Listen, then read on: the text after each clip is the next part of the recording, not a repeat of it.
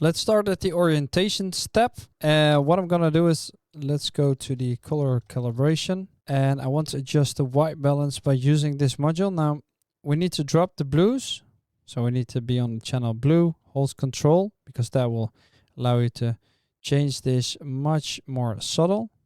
Quick remark when editing this video, you see this spike, right? And you see a spike up here.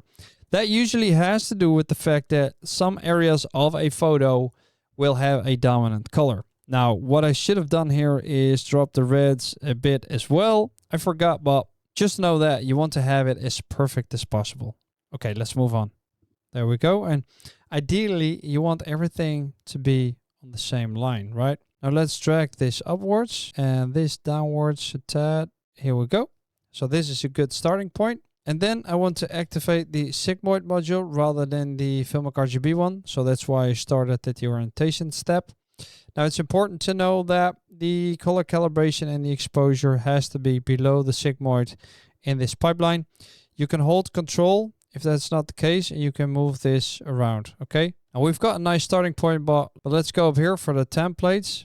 And then let's click neutral gray, because this will be our starting point for the rest. And now I want to add in some color. I want to color grade this image. So for that, we're going to use the Collins RGB one. We're going to activate it.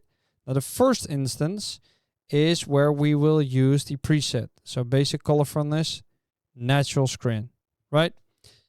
Then we're going to click up here, new instance. Let's go to the masks tab. Let's click the contrast gray fulcrum. And here I'm going to add in some contrast, around 15%, 16%. And I'm going to create an S-curve using this perceptual brilliance grading.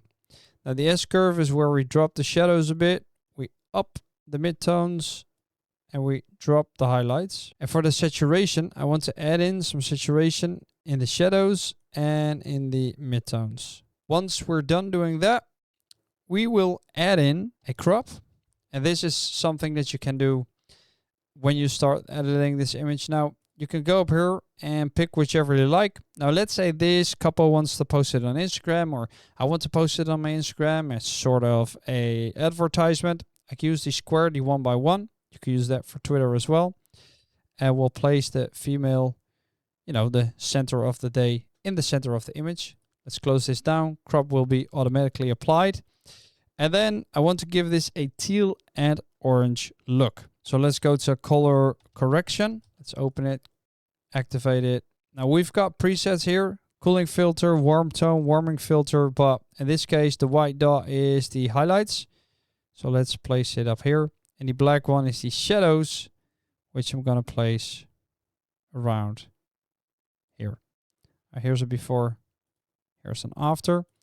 And then we're not done because we are going to add in some nice effects. The first one is the vignetting. Let's activate it now.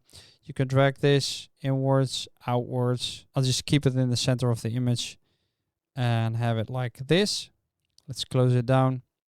And then I want to add in some grain as well. Now you can move this slider to increase it or decrease it, right? But what you could do as well is go to uniformly and then just change the opacity. So I'm going to put it on 25%.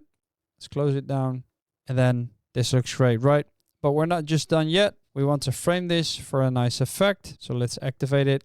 And here we have the frame. Now, using this slider will allow you to change the border size. You can change the aspect ratio. You can change the offset of the horizontal one. You can change the vertical offset. You can change the frame lane size, which you can change the color of as well. And you can do the same thing with the offset. Okay, let's just make it default again. And then here you have it. This is what we started with, or if you want to check the exposure one, here it is. And then this is the image that we ended up with.